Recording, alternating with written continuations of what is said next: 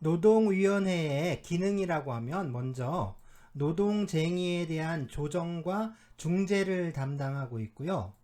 또 복수노조의 교섭 단위와 관련된 결정을 하고 있죠. 그리고 부당노동행위와 부당해고의 구제 신청에 대한 심판을 담당하고요.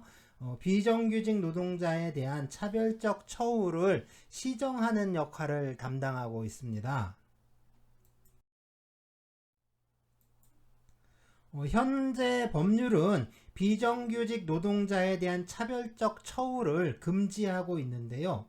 그 대상이 되는 노동자는 아직은 기간제 노동자와 단시간 노동자 그리고 파견 노동자에 제한되어 있습니다. 노동위원회에 차별시정 신청서가 접수가 되면 사건을 조사를 해서 판정을 내리거나 당사자 간에 원만하고 또 자율적인 해결을 위해서 조정과 중재를 할 수가 있습니다. 네, 차별 시정에 대해서는 3부에서 별도로 다룰 예정이니까요. 거기에서 살펴보기로 하고요.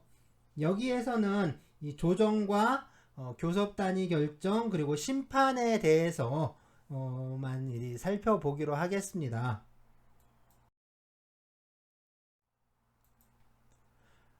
먼저 노동쟁의의 조정인데요. 네, 조정과 중재를 모두 포함해서 다루고 있죠. 먼저 조정입니다.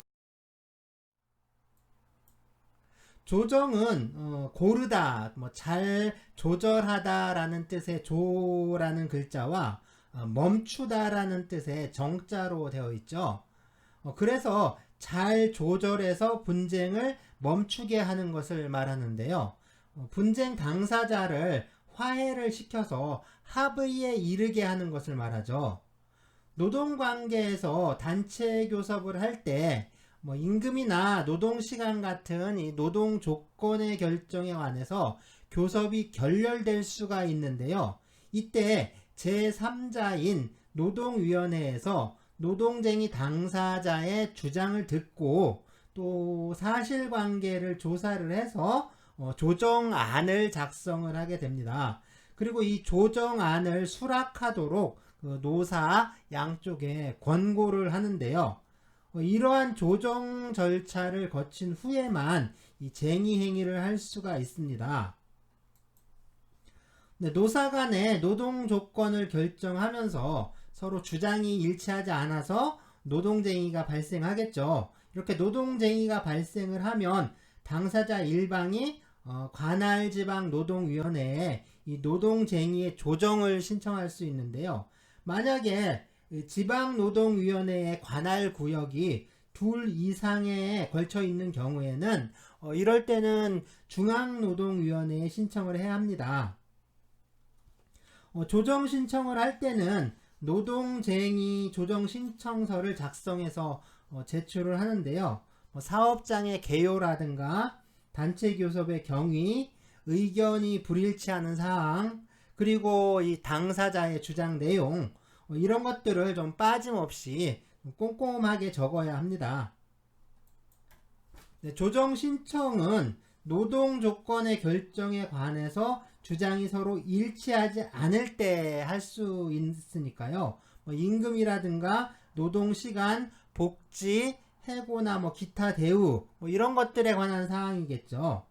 이런 사항을 결정하는 과정에서 노동쟁의가 발생한 경우라고 할 수가 있는데요.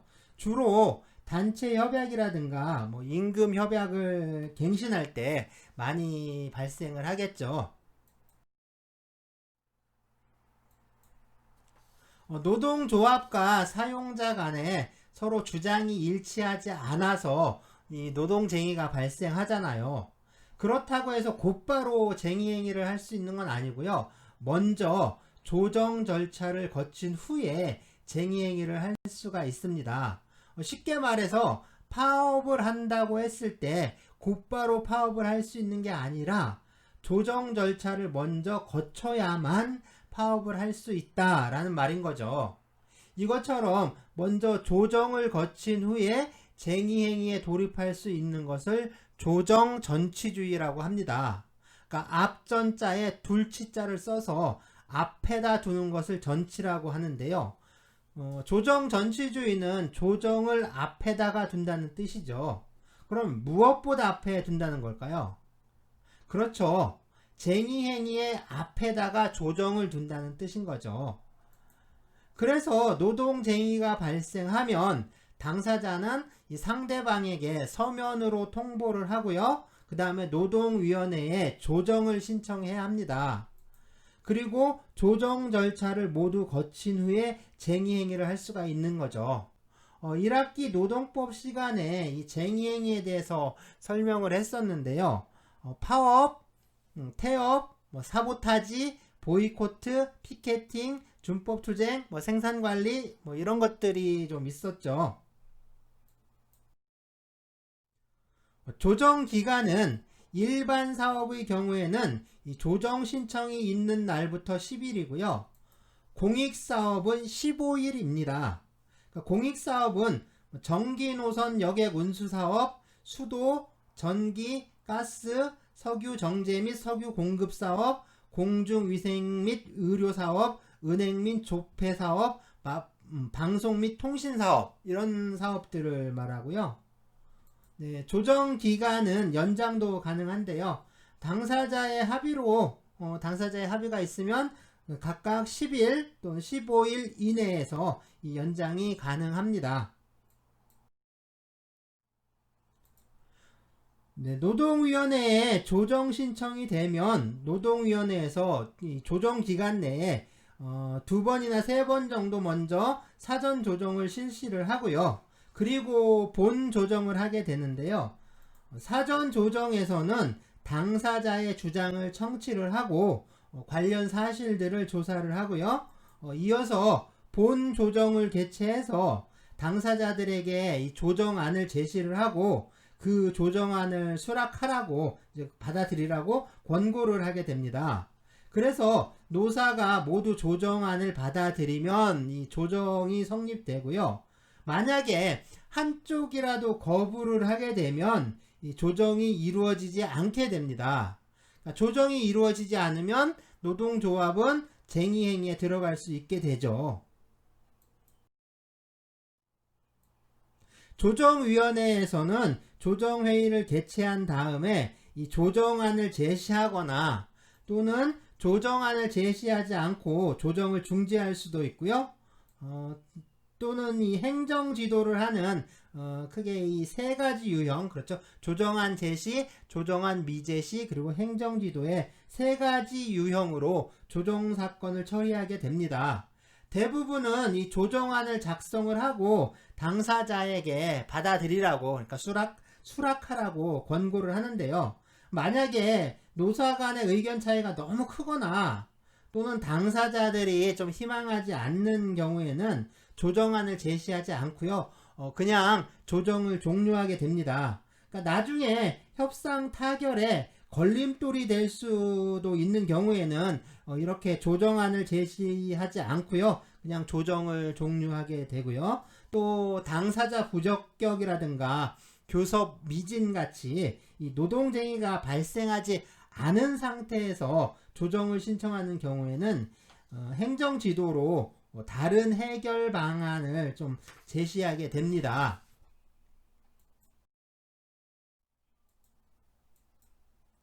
조정 절차를 도표로 정리한 건데요. 노사 간의 교섭이 결렬되고 노동쟁의가 발생하면 노동위원회에 조정을 신청하게 되고요. 그래서 일반 사업인 경우에는 노동자의원, 사용자의원, 공익위원 이렇게 3명으로 구성된 조정위원회에서 10일 이내에 조정을 하게 됩니다. 그리고 공익사업의 경우에는 공익위원 3명으로 구성된 이 특별조정위원회에서 15일 이내에 조정을 하게 되죠. 만약에 조정이 성립하지 않게 되면 나중에 사후 조정을 거쳐서 이렇게 단체 협약이 체결되기도 하는데요. 그런데 중요한 건 이게 아니고요.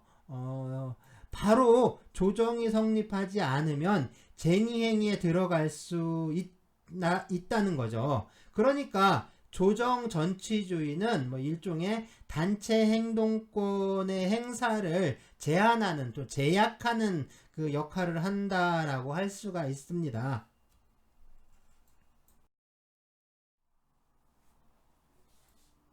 네, 중재는 이 조정과 비슷하게 제3자가 개입을 해서 분쟁을 해결하는 방법인데요. 중재는 이 조정과 달리 당사자들의 수락 여부와 상관없이 단체 협약과 동일한 효력이 발생합니다.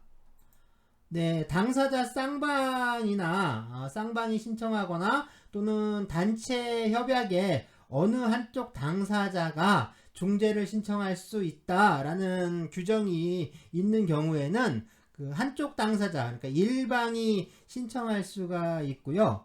중재를 신청할 때는 이 노동쟁이 중재 신청서를 작성해야 하는데요. 뭐 신청서에서는 사업장 개요라든가 단체 교섭의 경위, 뭐 의견이 불일치하는 사항, 그리고 이제 각 당사자의 주장 내용, 뭐 이런 것들을 좀 빠짐없이 기재를 해야 하고요.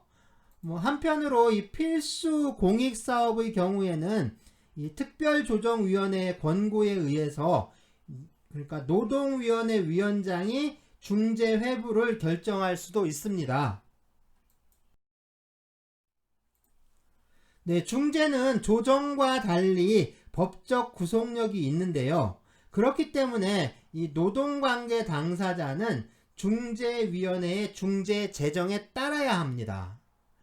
자, 또 사건이 중재 회부되면 15일간은 쟁의행위를 할 수가 없고요.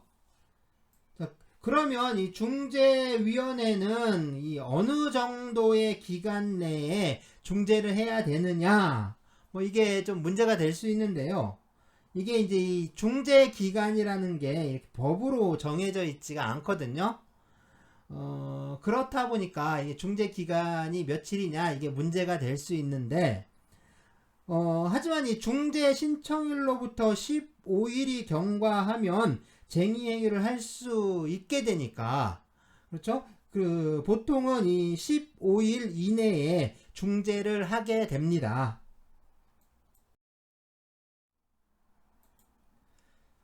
노동쟁의의 중재는요, 이 중재위원회에서 담당을 하는데요. 중재위원회는 조정 담당 공익위원 중에서 사건 당사자의 합의에 의해서 이 선정된 세 사람으로 구성이 됩니다. 그러니까 세 사람의 그 공익위원으로 구성이 되는데요. 이렇게 중재위원회가 구성이 되면 그 노동관계 당사자 쌍방이나 또는 일방을 이렇게 중재위원회 출석을 시켜서요, 이 주장의 요점들을 확인을 합니다. 그런 후에 중재 제정서를 작성을 해서 중재를 하게 되죠. 중재는 이 구속력이 있는 결정이기 때문에, 그러니까 노사관계의 당사자들, 노동자와 그러니까 노동조합이죠. 노동조합과 사용자에게 구속력이 있어요. 그 사람들을 구속하게 되는데, 네, 그래서 그 당사자들은 이 중재 제정에 따라야 합니다.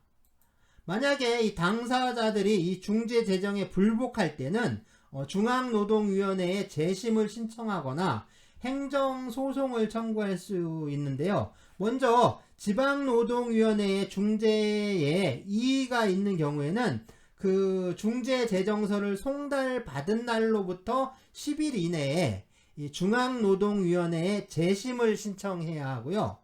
중앙노동위원회의 중재 제정이나 또는 중재 재심 결정에 이의가 있으면 그 중재 제정서나 또는 이 재심 결정서를 송달받은 날로부터 15일 이내에 행정소송을 제기할 수가 있습니다.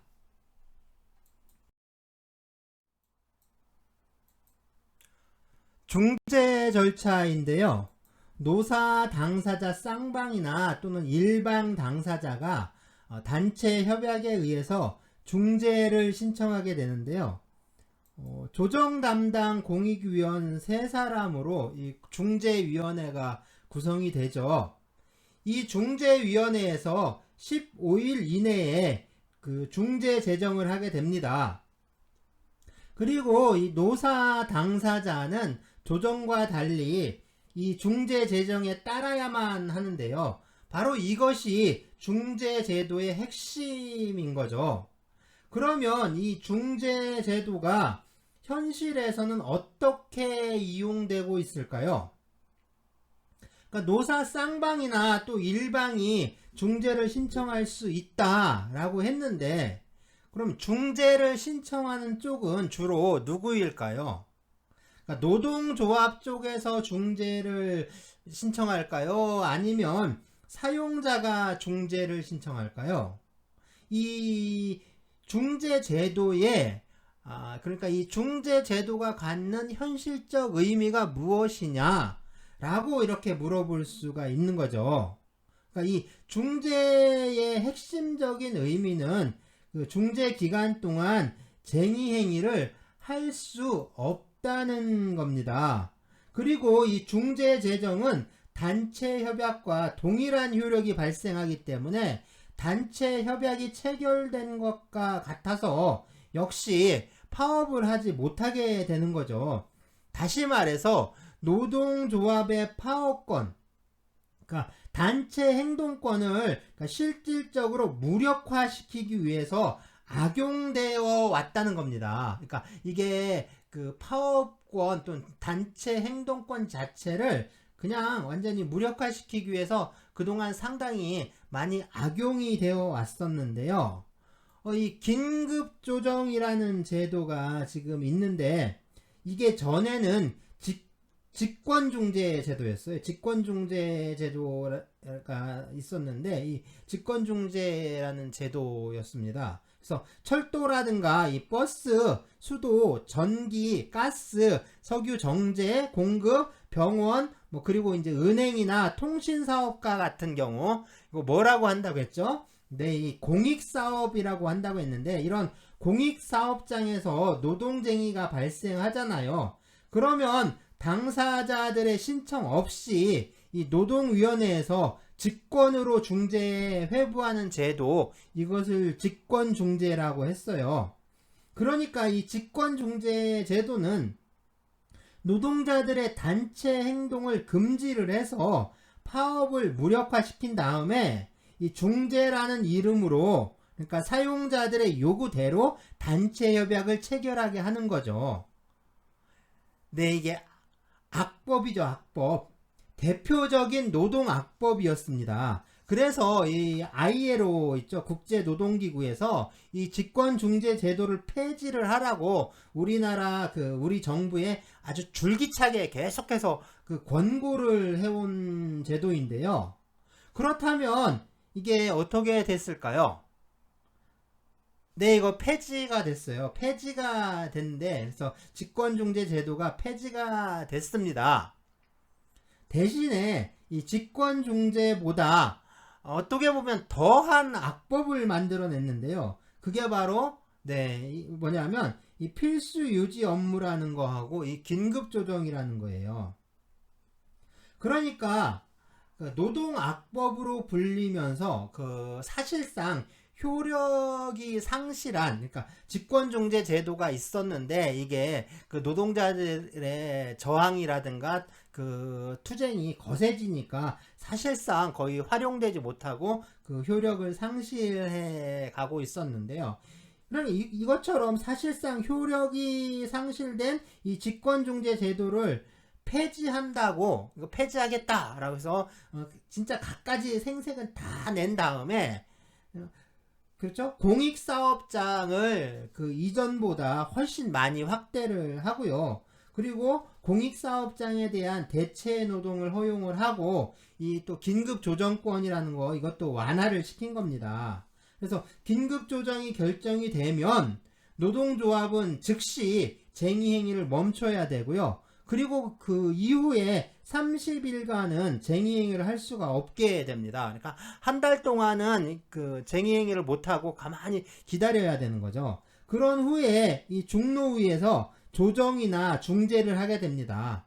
그러니까 사실상 파업권이나 단체 행동권을 무력화시켜서 사용자나 정권의 의도대로 단체 교섭을 좀 몰아가게 되는 거죠.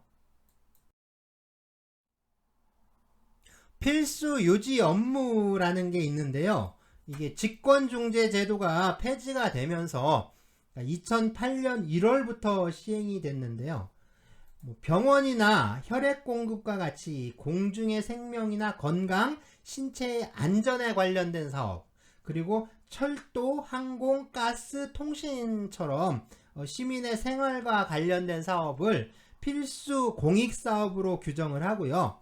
이 필수 공익 사업의 경우에는 파업을 할 때도 전원이 파업에 참여할 수 없고 일정한 수준의 서비스를 이 파업 중에도 계속 유지하도록 하는 것을 말합니다. 사실상 파업의 의미가 상당히 줄어드는 거죠. 그러니까 파업의 동력이라든가 의미가 팍 떨어지게 되는 겁니다. 그런데 지난번에 이 전공의들 파업할 때는 이제 전원이 파업하면 안 되고 일부를 남겨두라고 했는데 전공의들 전원이 파업을 했죠. 사실은 이 전공의들 파업은 파업이 아니라 뭐라고 해야 될까요? 이게 사실은 그 파업이라고 할 수가 없습니다. 파업은 노동조합이 단체 교섭을 통해서 즉 노동 조건을 개선하기 위해서 하는 단체 행동을 말하는 건데요. 전공의들 파업은 그게 아니었죠. 자기네들 노동 조건을 개선해 주겠다라고 하는데도 그렇죠. 자기네들 어떤 밥그릇 지키기 위해서 한 거죠. 그건 파업이라고 할 수가 없습니다.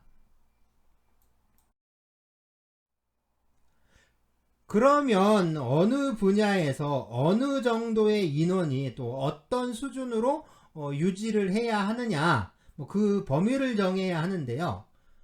필수 공익사업장의 이 노사는 자율적 협정을 통해서요, 필수 유지 업무 범위에서 그 유지 수준이라든가 대상 직무 또 필요 인원 같이 그 구체적인 운용 방법을 정할 수가 있고요. 만일 노사가 좀 자율적으로 정하지 못하는 경우에는 노동위원회에 신청을 할 수가 있습니다. 그러면 노동위원회에서 특별조정위원회를 구성해서 사업장별 필수 유지 업무의 특성과 내용을 고려를 해서 이 필수 유지 업무의 최소한의 유지 운영 수준, 그 다음에 대상 직무와 필요 인원을 결정하게 되고요. 노사는 이 노동위원회에서 정한 이 결정을 따라야 합니다. 그러니까 노동조합이 쟁의행위를 하면서 필수 유지 업무를 좀 정당하게 유지하거나 운영을 하지 않으면 3년 이하의 징역 또는 3천만 원 이하의 벌금이 부과가 됩니다. 네, 필수 유지 업무에 대해서는 노동관계 당사자 간의 자유로운 협정에 의해서 정해지는데요. 이러한 협정이 체결되지 아니한 때는 노사관계 당사자가 노동위원회에 결정을 신청을 하고 노동위원회에서 결정을 합니다. 필수 유지 업무 결정은 원칙적으로 사업장을 관할하는 지방노동위원회에서 관장을 하는데요. 둘 이상의 관할구역에 걸쳐 있는 경우에는 주된 사업장의 소재지를 관할하는 지방노동위원회에서 관장을 합니다. 만약에 주된 사업장을 정하기 어려운 사정이 있다. 그렇다 하면 이 중앙노동위원회 위원장이 필요하다. 라고 또 인정을 해서 이럴 때는 그 중앙노동위원회에서 그 지정을 합니다. 그럼 그 지정을 한 지방노동위원회에서 관장을 하게 되는 거죠. 그러니까 그러니까 사업장을 관할하는 지방노동위원회 그리고 둘 이상인 경우에는 주된 사업장 소재지의 지방노동위원회 정할 수 없을 때는 중앙노동위원회에서 지정하는 지방노동위원회 이런 식으로 관할이 결정되는 거죠. 결정 신청은 노사 쌍방이나 또는 일방이 신청할 수 있는데요.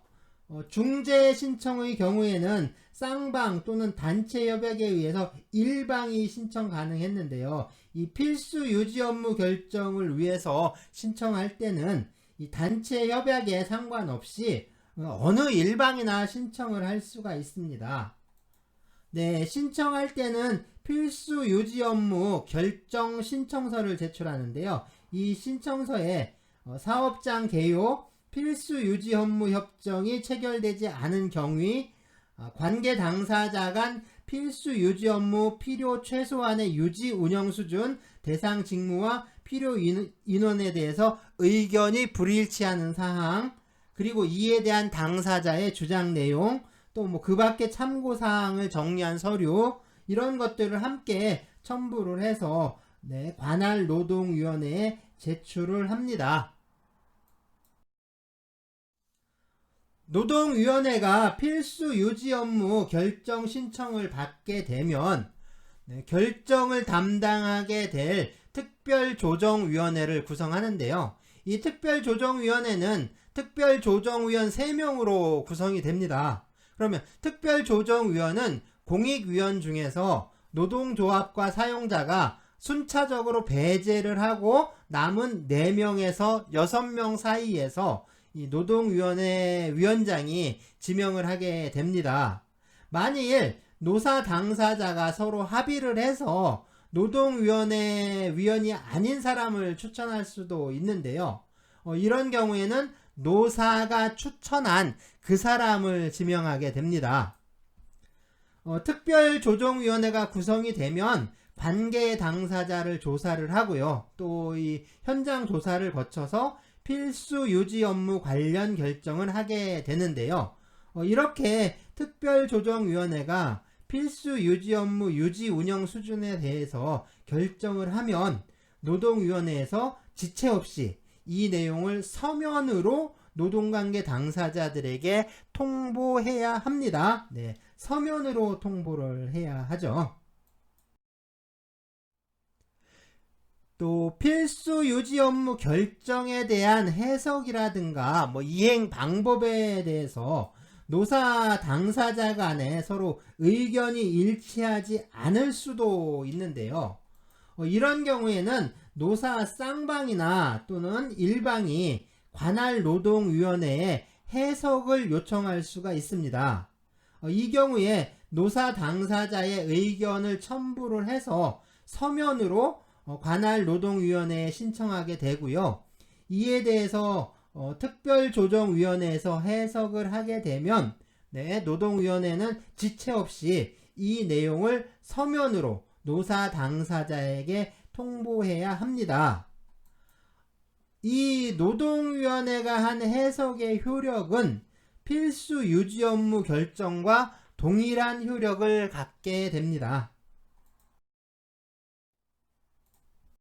노사 당사자가 이 지방노동위원회의 결정이 위법이다 또는 월권에 의한 것이다 라고 인정을 하는 경우에는요, 결정서를 송달받은 날부터 10일 이내에 중앙노동위원회에 재심을 요청할 수가 있습니다.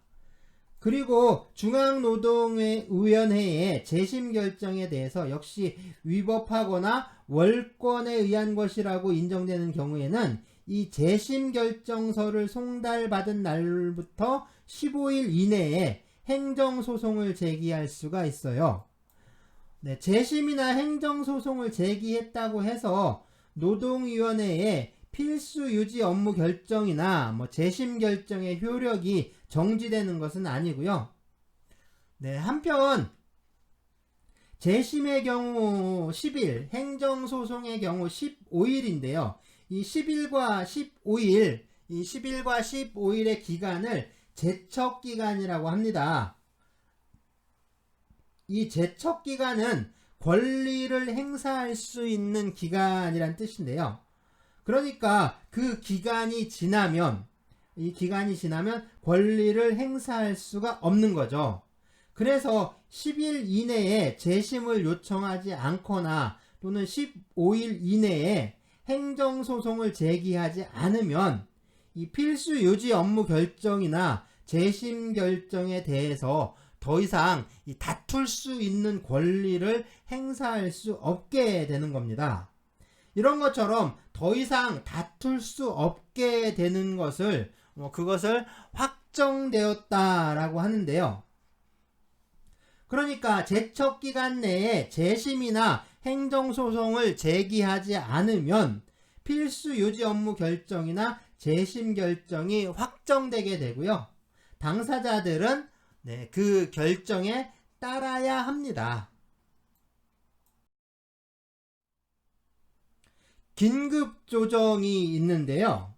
먼저 쟁의행위가 공익사업에 관한 것이거나 또는 그 규모가 크거나 또 그 성질이 특별한 것으로서 현저히 국민 경제를 해한다거나 국민의 일상생활을 위태롭게 할 위험이 현존하는 경우, 이런 경우에는 고용노동부 장관이 이 중앙노동위원회 위원장의 의견을 들어서 긴급조정을 결정할 수 있습니다.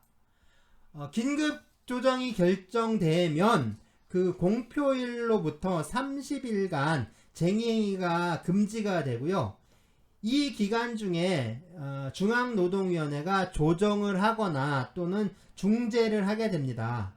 사실상 단체 교섭이라는 협상과 타협의 과정을 통해서 노동 문제를 해결하는 것이 아니라 이렇게 단체 행동권과 단체 교섭권을 무력화시키고 사용자가 또 이제 정권의 의도에 따라서 그 노동관계를 강제적으로 규율할 수 있게 되는 것이다 라고 할 수가 있습니다.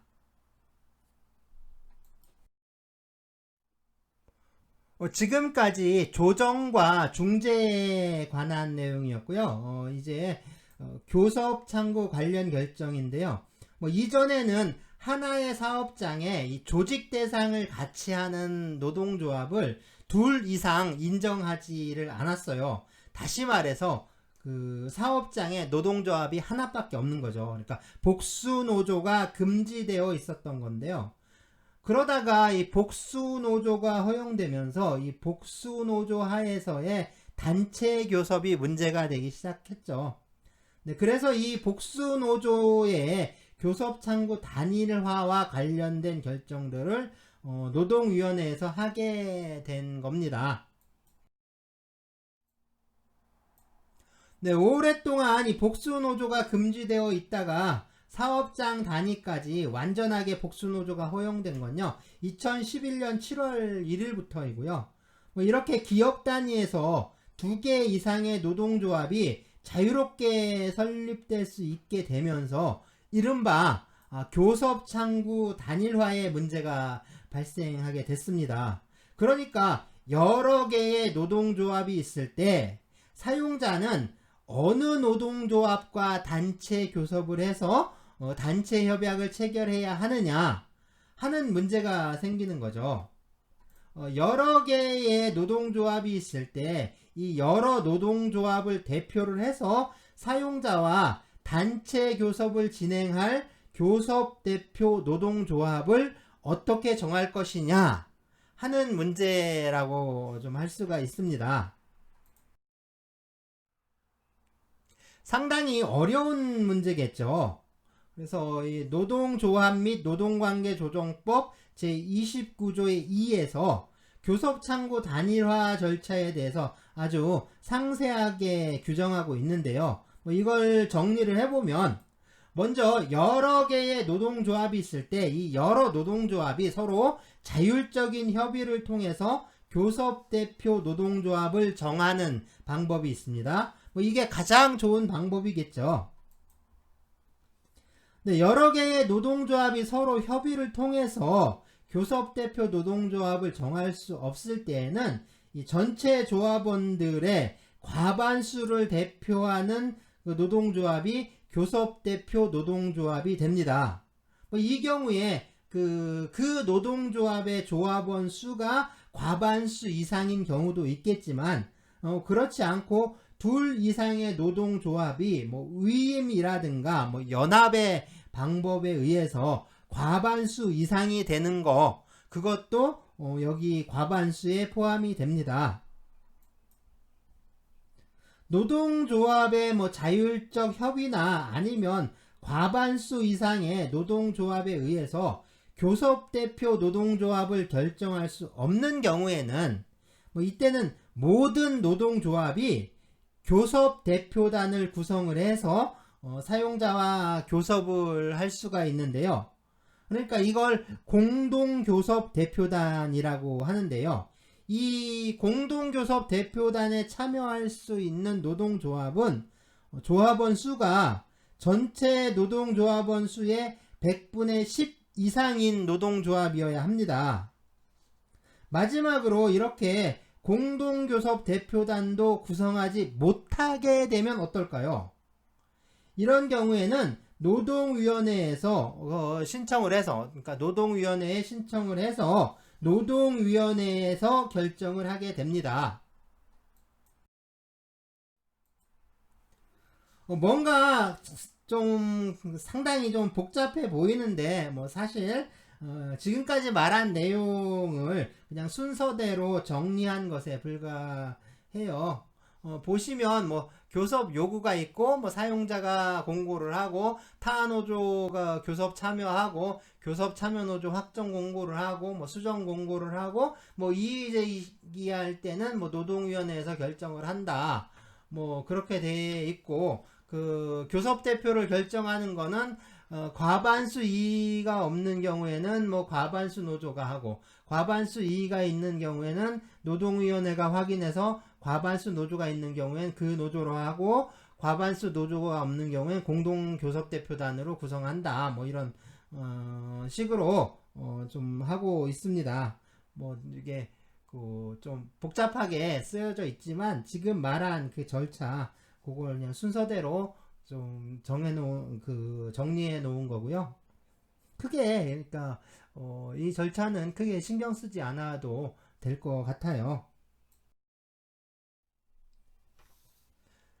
교섭 창구와 관련해서, 그렇죠, 노동위원회에서 이 처리하는 사건들인데요.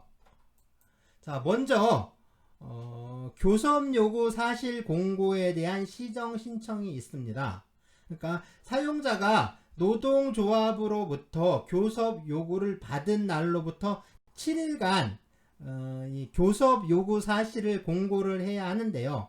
그러니까 단체 교섭에 참여할 수 있는 노동조합 중에 그 사용자에게 그 교섭을 하자라고 이제 요구를 하게 되면 사용자가 그 교섭 요구가 있었다라는 사실을 공고를 해야 돼요. 그러면은 그 단체 교섭에 참여를 희망하는 노동조합들이 이제 참여를 할 수 있게 하는 거죠. 그러니까 이제 그 사실을 공고를 해야 하는데, 그러니까 사용자가 이러한 사실을 그러니까 공지를 하지 않는다거나 또는 사실과 다르게 공고하는 경우에, 이때는 그러니까 최초로 이제 교섭을 요구했던 노동조합이 시정을 신청할 수가 있는 거죠. 그러면 노동위원회에서 그 위반 사실 여부를 좀 확인해서 이제 결정을 하고요. 위반한 경우에는 시정 명령을 발하게 됩니다. 다음으로는 이 교섭 요구 노동조합 확정 공고 이의 신청 사실 공고에 대한 시정 신청인데요. 네, 좀 길죠. 이건 그 사용자가 교섭 요구 노동조합의 이의 신청에 대해서 뭐 5일간 공고를 하지 않거나 수정 공고를 하지 않은 경우에 이의 신청한 노동조합이 신청합니다. 그러니까 좀 아까 이제 이의 신청할 수 있다라고 했잖아요. 그러니까 이의 신청을 하게 되면 그 이제 사용자는 이의 신청이 있었다라는 사실을 5일간 공고를 해야 되는데 그걸 하지 않거나 좀 사실과 다르게 한 경우인데요. 역시 노동위원회가 그 위반 사실 여부에 대해서 결정을 하고요. 뭐 해당하는 경우에는 역시 시정 명령을 바랍니다. 또 이 과반수 노동조합에 대한 이의 신청이 있는데요. 사용자가 과반수 노동조합의 통지 내용을 5일간 공고하는 경우에 이 교섭창구 단일화 절차에 참여한 노동조합이 과반수 여부에 대해서 이의를 제기하기 위해서 신청하는 거예요. 그래서 이제 노동위원회에서 과반수 노동조합인지 그 여부에 대해서 결정을 하게 됩니다. 이번엔 공동교섭 대표단 구성 결정 신청이 있는데요. 그러니까 공동교섭 대표단 구성에 참여할 수 있는 노동조합들이 이 자율적으로 공동교섭 대표단의 구성에 합의하지 못한 경우에 뭐 일부 노동조합이나 아니면 또는 그 노동조합 전부가 신청을 하게 되고요. 노동위원회에서 이 노동조합의 조합원 수와 또는 비율에 따라서 이 공동교섭 대표단의 구성에 대해서 좀 결정을 하게 됩니다. 그리고 이 노동위원회 결정에 대해서 이의 신청할 수도 있겠죠. 이러한 공동교섭 대표단 구성 결정에 대한 이의 신청은 이 공동교섭 대표단 구성 결정 신청에 준해서 처리를 하게 돼요. 마지막으로 이 교섭단위 분리 결정 신청이 있는데요. 교섭단위를 분리를 해서 교섭하고자 할 때 이때는 노사 쌍방이나 또는 일방이 신청을 하는데요. 사용자가 교섭 요구 사실을 공고하기 이전에 또는 교섭대표 노동조합이 결정된 이후에 신청을 하게 됩니다. 네, 노동위원회에서는 이 하나의 사업장 내에서 노동 조건이 좀 현격하게 차이가 난다거나 또는 고용 형태나 뭐 교섭 관행에 비추어 봤을 때 교섭 단위를 분리할 필요성이 있겠다라고 인정되는 경우에 이때는 교섭 단위의 분리를 결정하게 됩니다.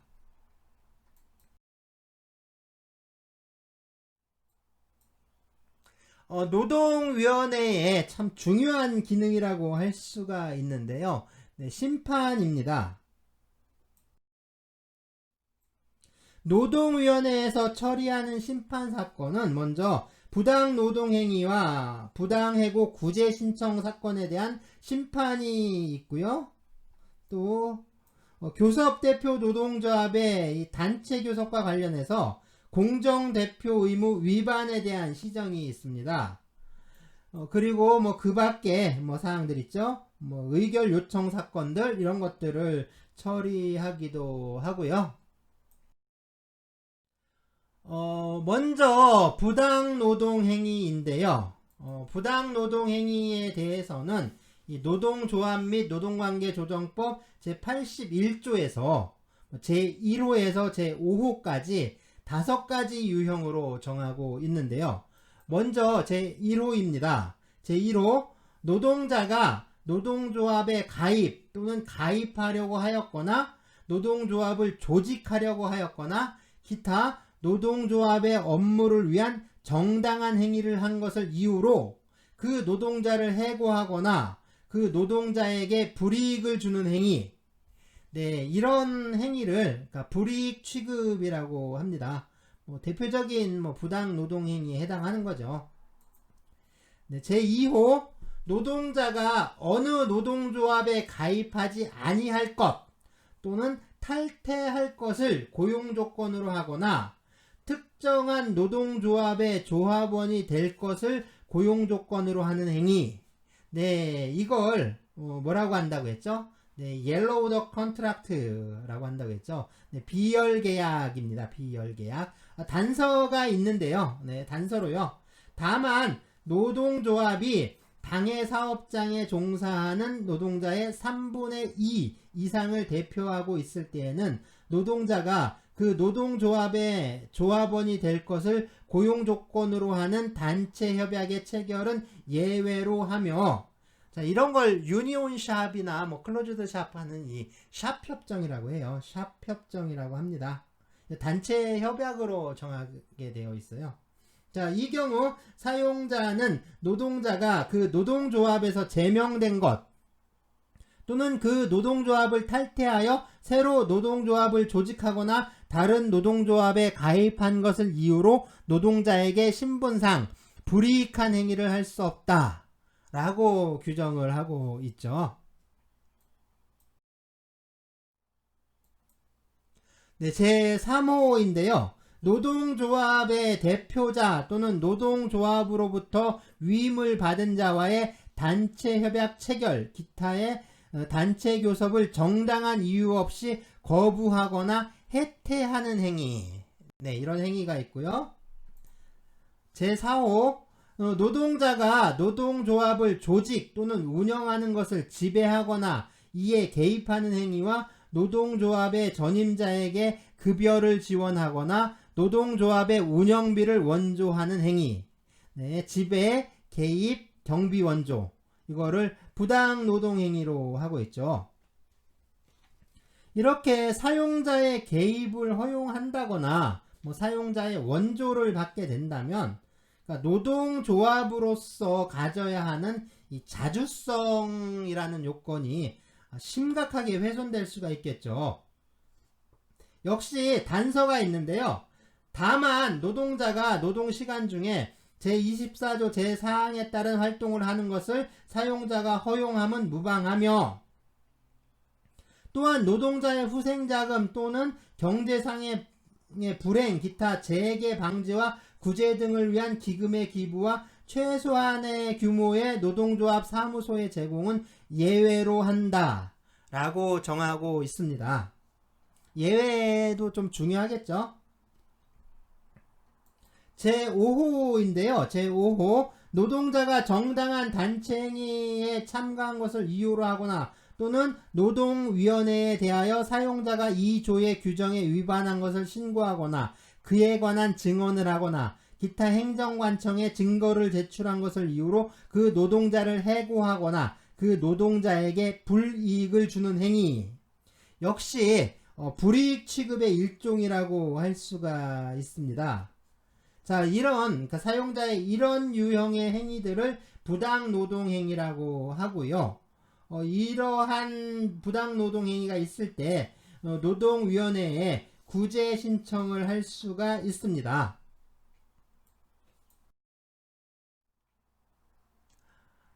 다음은 부당해고인데요. 근로기준법 제23조 제1항에서 보시면 사용자는 노동자에게 정당한 이유 없이 해고, 휴직, 정직, 전직, 감봉 그 밖에 징벌을 하지 못한다 라고 규정하고 있는데요. 이것처럼 정당한 이유가 없는 해고를 부당해고라고 하는데 사실 부당이라고 표현을 하고 있는데요. 부당이란 말을 쓰고는 있는데 이 부당해고는 법률적으로 부당한 것이 아니라 그 성질은 불법적인 것을 말합니다. 이거는 그 부당이라고 표현하지만 사실은 불법이에요. 그러니까 법질서에 위반하는, 그러니까 법질서를 어기는 거라고 할 수가 있는 거죠. 그렇기 때문에 이거는 당연 무효가 됩니다. 그러니까 부당해고는 해고로서의 효력이 없어요. 자, 그래서 해고가 부당하다라고 한다면 이건 노동자가 그 부당한 것을 증명해야 하는 걸까요? 네, 그런 건 아니고요. 사용자가 해고에 정당한 이유가 있었다라는 것을 증명을 해야 합니다. 만일 정당한 이유를 증명하지 못하잖아요. 그러면 그 해고는 당연히 그 무효가 되는 거죠. 그러니까 정당한 이유를 증명하지 못하면 당연히 부당한 해고가 되고 불법적인 해고인 거고 그래서 무효가 됩니다. 해고에 정당한 이유가 있다라고 해서 또 모든 해고가 또 정당화되는 것도 아닙니다. 그러니까 해고를 하기 위해서 요구되는 절차적인 요건들이 좀 있는데요. 먼저 근로기준법은 해고를 할 때 해고의 예고를 할 것과 또 서면으로 통지할 것을 요구하는데요. 이러한 절차를 지키지 않은 경우 역시 해고는 부당해고로서 무효가 됩니다. 먼저 해고의 예고는 제26조에서 정하고 있는데요. 볼까요? 제26조 해고의 예고. 그러니까 사용자는 노동자를 해고하고 경영상 이유에 의한 해고를 포함한다. 경영상 이유에 의한 해고를 포함해서요. 이런 해고를 하려면 적어도 30일 전에 예고를 하여야 하며 30일 전에 예고를 하지 아니하였을 때에는 31분 이상의 통상임금을 지급하여야 한다 라고 정하고 있습니다. 또 해고를 서면으로 통지하라고 규정하고 있죠. 제27조 해고사유 등의 서면 통지. 제1항 사용자는 노동자를 해고하려면 해고 사유와 해고 시기를 서면으로 통지하여야 한다. 제2항 노동자에 대한 해고는 제1항에 따라 서면으로 통지하여야 효력이 있다. 제3항 사용자가 제26조에 따른 해고의 예고를 해고 사유와 해고 시기를 명시하여 서면으로 한 경우에는 제1항에 따른 통지를 한 것으로 본다 라고 정하고 있습니다. 해고 사유와 시기를 이렇게 서면으로 통지하는 경우에도 정당한 이유에 대해서 구체적으로 통지하지 않은 해고도 역시 무효라고 해석되고 있는데요. 그 외에도 이렇게 법률이 정한 절차 이외에도 단체 협약이나 또는 취업 규칙으로 정한 절차들이 있다면 역시 그러한 절차에 따르지 않고 이루어진 해고, 이런 해고 역시 부당해고로서 무효가 됩니다. 예를 들면 그 단체 협약이나 취업 규칙에 노사 동수로 구성된 징계위원회를 소집을 하고 그 징계위원회에서 당사자가 출석해서 변명의 기회를 준 다음에 징계위원회의 의결에 의해서 해고할 수 있다 라고 규정을 했다면 이 징계위원회를 소집하지 않거나 또는 이 노동자 측 징계위원을 배제를 하고 징계위원회를 소집을 해서 해고 의결을 한다거나 하는 이런 경우들은 모두 그 절차에 따르지 않은 거니까요. 이렇게 해고하는 거 역시 모두 무효가 됩니다. 해고는 이와 같은 통상적인 해고가 있고 또 이른바 정리해고라고 하죠. 정리해고라고 많이 불리는데 이 경영상 이유에 의한 해고도 있습니다. 이것처럼 정리해고 또는 경영상 이유에 의한 해고, 그러니까 노동자들을 해고하는 경우에도 법률이 정하고 있는 요건들이 좀 있는데 그런 요건들을 좀 갖추어야 합니다. 그래서 이 근로기준법 제24조인데요. 한번 볼까요? 제24조 경영상 이유에 의한 해고의 제한. 제1항 사용자가 경영상 이유에 의하여 노동자를 해고하려면 긴박한 경영상의 필요가 있어야 한다. 이 경우 경영 악화를 방지하기 위한 사업의 양도, 인수, 합병은 긴박한 경영상의 필요가 있는 것으로 본다 라고 하고 있는데요. 이 요건이 첫 번째 요건인 그 긴박한 경영상의 필요입니다. 제2항, 제1항의 경우에 사용자는 해고를 피하기 위한 노력을 다하여야 하며 합리적이고 공정한 해고의 기준을 정하고 이에 따라 그 대상자를 선정하여야 한다. 이 경우 남녀의 성을 이유로 차별하여서는 아니 된다 라고 합니다. 자, 이게 두 번째, 세 번째 요건인데요. 그래서 해고 회피 노력 그리고 합리적이고 공정한 기준에 따른 해고 대상자 선정, 이 두 가지 요건입니다. 제3항 사용자는 제2항에 따른 해고를 피하기 위한 방법과 해고 기준 등에 관하여 그 사업 또는 사업장에 노동자의 과반수로 조직된 노동조합이 있는 경우에는 그 노동자의 과반수로 조직된 노동조합이 없는 경우에는 그 노동자의 과반수를 대표하는 자, 그 사람을 말합니다. 자, 이 노동자 대표에게 해고를 하려는 날에 50일 전까지 통보하고 성실하게 협의하여야 한다 라고 정하고 있습니다. 그러니까 네 번째 요건이죠. 이 노동자 대표와의 성실한 협의 요건입니다. 이렇게 정리해고의 경우에도 첫째, 긴박한 경영상의 필요성, 둘째, 해고 회피 노력, 셋째, 합리적이고 공정한 기준에 따른 해고 대상자 선정, 넷째, 노동자 대표와의 성실한 협의. 자, 이런 네 가지 요건을 갖춰야 하는데, 이 네 가지 요건을 갖추지 못한 경우에는 그 해고는 역시 부당해고로서 무효가 됩니다.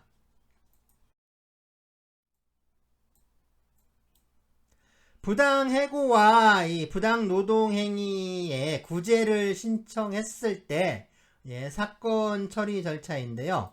부당노동행위는 노동자와 노동조합, 그리고 부당해고는 노동자가 신청할 수 있어요.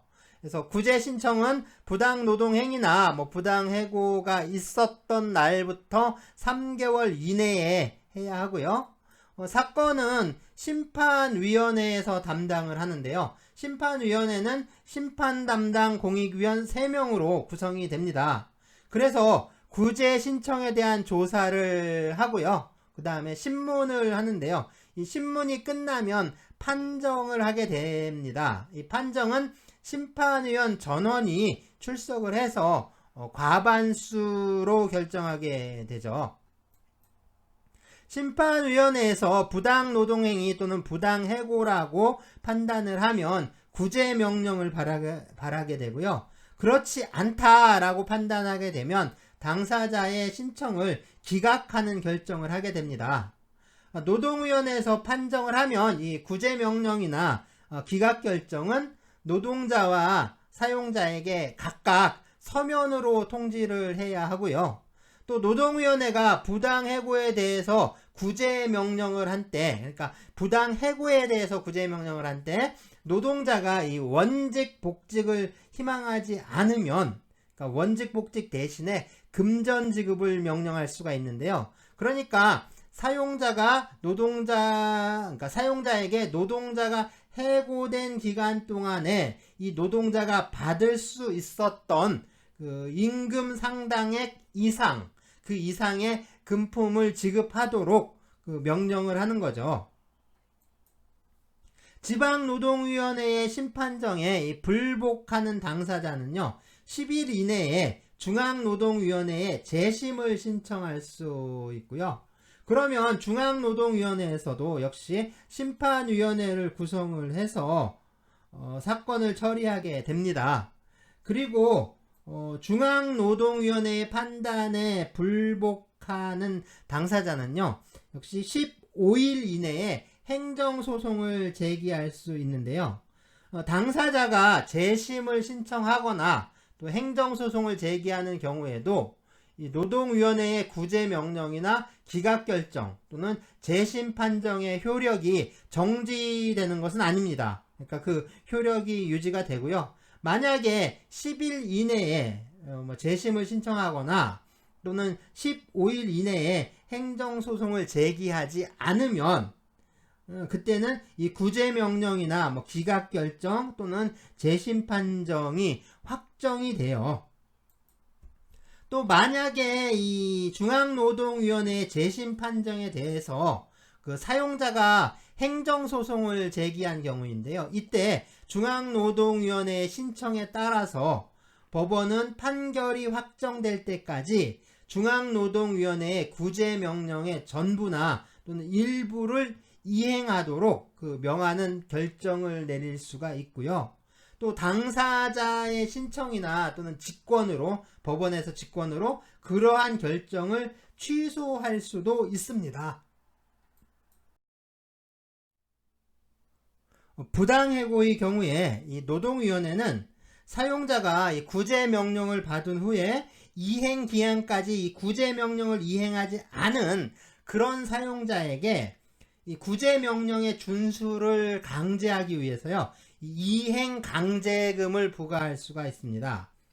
노동위원회에서 이행강제금을 부과할 때는 부과하기 30일 전까지 이행강제금을 부과하고 또 징수한다 라는 뜻을 이 사용자에게 좀 미리 문서로서 통보해야 하고요. 그리고 사용자에게 10일 이상의 기간을 정해서 의견을 진술할 기회를 부여해야 합니다.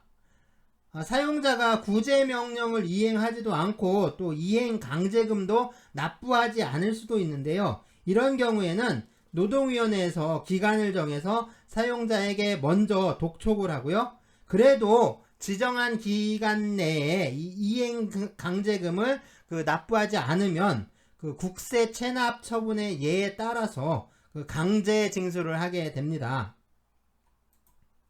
이행강제금의 액수는 1회 500만원 이상 2천만원 이하로 하고 있다고 합니다.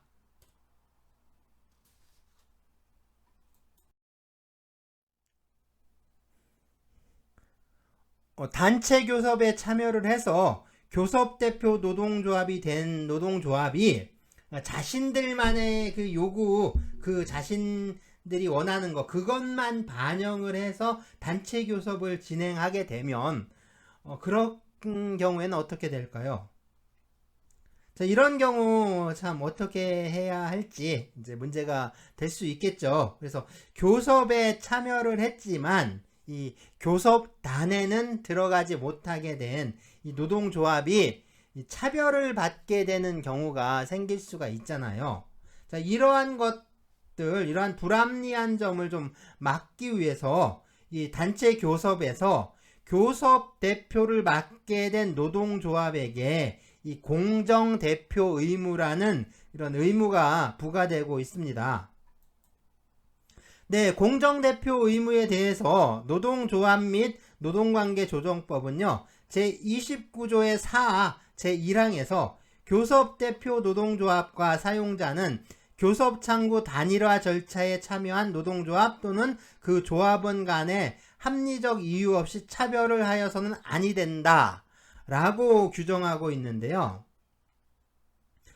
이것처럼 공정대표 의무는 교섭대표 노동조합과 사용자가, 네, 그러니까 그 사용자도 이러한 의무를 부담하는 거죠. 그래서 교섭창구 단일화 절차에 참여한 노동조합 또는 그 조합원 간에 합리적인 이유 없이 차별을 해서는 아니 된다 라는 의무인 거죠. 그래서 원칙적으로 이 공정대표 의무를 부담하는 건 물론 교섭대표 노동조합이라고 할 수가 있습니다. 그렇지만 이 사용자도 합리적 이유 없이 노동조합 간의 차별을 하지 말아야 할 이러한 의무를 부담하게 되는 거죠. 교섭대표 노동조합이나 사용자가 교섭창구 단일화 절차에 참여한 다른 노동조합이나 그 조합원을 좀 차별하는 경우에는 노동위원회에 그 시정을 신청할 수 있는데요. 차별행위가 있는 날부터, 그러니까 차별행위가 있었던 날부터 3개월 이내에 신청을 해야 하고요. 만약에 이때 단체 협약 내용의 일부나 또는 전부가 이 공정대표 의무를 위반한 경우에는 단체 협약 체결일로부터, 그러니까 단체 협약을 체결한 날로부터 3개월 이내에 신청할 수가 있습니다. 교섭창구 단일화 절차에 참여한 노동조합이 신청의 주체가 될 수 있으니까요. 이 단일화 절차에 참여하지 않은 노동조합은 신청할 수가 없고요. 또 개별 조합원의 경우에도 신청할 수가 없습니다. 그러니까 개별 조합원의 경우에는 이 소속 노동조합을 통해서 신청을 해야 하는 거죠.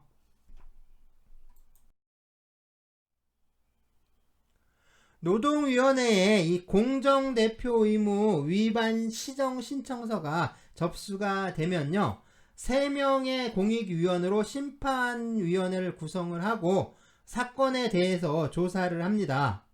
그런 후에 신청인과 피신청인에게 이 신문 일정을 통지하고요, 그리고 신문회의를 열어서 사건에 대해서 판정을 하고, 그 판정서를 송달하는 그 순서로 진행이 됩니다.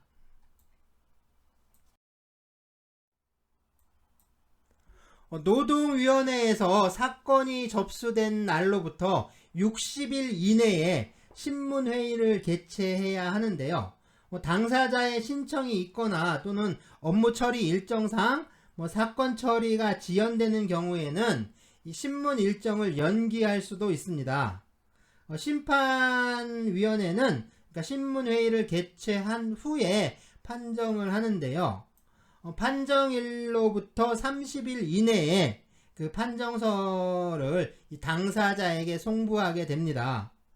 그리고 이 지방노동위원회의 결정에 불복하는 당사자는 판정서를 통지받은 날로부터 10일 이내에 중앙노동위원회에 재심을 신청할 수 있고요. 또 중앙노동위원회의 결정에 불복할 때는 재심 그 판정서를 받은 날로부터 15일 이내에 행정소송을 제기할 수 있습니다. 보시면 이 불복 절차들이 거의 동일하죠. 거의 똑같다라고 봐야죠. 이 지방노동위원회 사건에 대해서는 10일 이내에 중앙노동위원회에 하고요. 그리고 중앙노동위원회의 판단에 대해서 불복할 때는 15일 이내에 행정소송을 제기한다. 이렇게 되어 있죠. 자, 이 10일 그리고 이제 15일의 기간은 좀 중요하다라고 할 수가 있겠죠. 계속 나오죠. 10일, 15일 나오니까 이건 좀 중요하다라고 할 수 있겠죠. 또 이 10일과 15일의 기간을 뭐라고 부른다고 했죠? 네, 이거 제척기간이라고 부른다는 거. 네, 이 기간은 제척기간이다. 즉, 권리를 행사할 수 있는 기간이다. 라는 거, 이것도 꼭 기억을 해야 합니다. 제척기간. 이거 중요해요. 그러니까 우리 이제 수업에서 중요한 것 뿐만 아니라 이건 실제 현실적인 사회생활에 있어서도 상당히 중요한 내용에 해당합니다. 그러니까 제척기간 꼭 알아두시기 바랍니다. 10일 이내에 재심 신청하고 15일 이내에 행정소송 제기할 수 있다. 이거 역시 중요한 사항이니까 이거는 꼭 기억을 해두시기 바래요. 그 밖에 이제 심판위원회에서 다루는 사건들인데요. 먼저 당사자가 신청한 사건들입니다. 첫째, 단체 협약의 해석 또는 이행 방법에 관한 견해의 제시. 둘째, 노사협의회 의결사항의 결렬. 또 해석 이행 방법과 관련한 중재. 셋째, 노동조건 위반으로 인한 손해배상 여부 결정. 넷째, 기준 미달의 휴업수당 지급에 대한 승인. 다섯째, 휴업 또는 장애 보상의 예외 인정. 여섯째, 이건 지방노동위원회만 해당되는 건데요. 재해보상의 심사 또는 중재. 네, 이런 것들이 좀 있습니다. 그리고 이 관련 근거 법률적 근거는 괄호 안에 표기되어 있죠. 자, 다음으로는 이 행정관청에서 요청하는 의결 사건들인데요. 역시 이 의결 사건들, 의결 요청 사건들을 의결하는 이거 역시 지방노동위원회만 해당됩니다. 그래서 첫째, 노동조합의 임시총회 또는 임시대위원회 소집권자의 지명 의결. 둘째, 노동조합 규약의 시정명령 의결. 셋째, 노동조합의 결의, 처분의 시정명령 의결. 넷째, 노동조합 해산 의결. 다섯째, 단체협약의 시정명령 의결. 여섯째, 단체협약의 지역적 구속력 결정에 대한 의결. 일곱째, 안전보호시설의 정상적 유지 운영을 정지, 폐지 또는 방해하는 쟁의행위의 중지명령 사전 의결 또는 중지명령의 사후 승인. 네, 이런 것들이 좀 있습니다. 딱히 이게 많이 읽어보고 꼭 외워야 할 사항들은 아니고요. 이거는 그냥 지나가면서 딱 한 번 정도만 읽어보면 될 것 같아요. 딱히 그게 중요한 내용이다라고 하기는 좀 그렇죠. 다음 주제는요, 이 노동위원회에 대한 그 평가와 노동법원 도입에 관한 논의에 대해서 좀 살펴보도록 하겠습니다.